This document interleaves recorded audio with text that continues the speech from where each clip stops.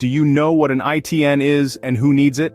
Whether you're a non-resident alien, a foreign real estate investor, or a non-resident spouse of a U.S. citizen, you may have heard of ITIN and wondered about its significance.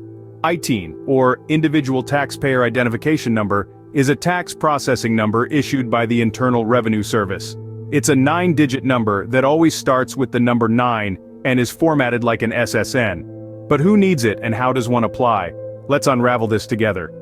The first question that may pop into your mind is, who needs an ITN? Well, the IRS issues ITNs to individuals who are required to have a U.S. taxpayer identification number but do not have and are not eligible to obtain a social security number. This includes non-resident aliens who may need to file a federal tax return, a foreign investor who owns real estate in U.S. and makes rental income, or a foreign property owner who sold their U.S. real estate and paid FERPTE withholding tax, a dependent or spouse of a U.S. citizen or resident alien. Now, if you're one of those who needs an ITIN, you may be wondering how to get one. The ITIN application process is straightforward.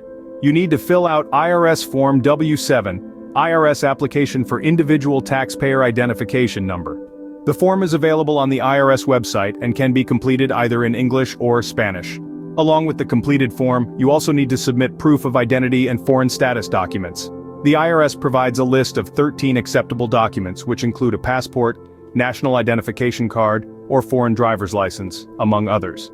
You can submit original documents or certified copies of these documents from the issuing agency. You have a few options for submitting your W-7 form and proof documents.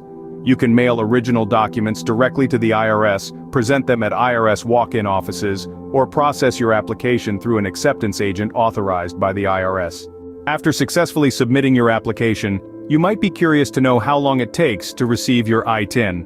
The IRS typically processes ITIN applications within 7 weeks. However, it can take longer, up to 11 weeks, if you submit your application during peak processing times, which are usually from January to April.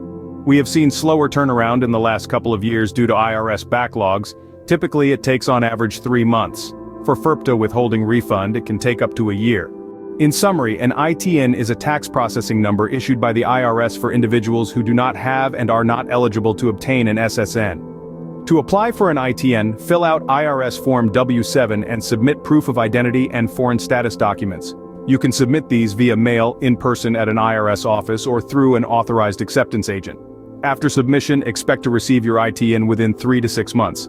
So, whether you're a non-resident alien needing to file a U.S. tax return or a foreign investor owning real estate in U.S., understanding the ITIN application process is vital. It's not just a number, it's a key to fulfilling your tax responsibilities in the U.S. successfully.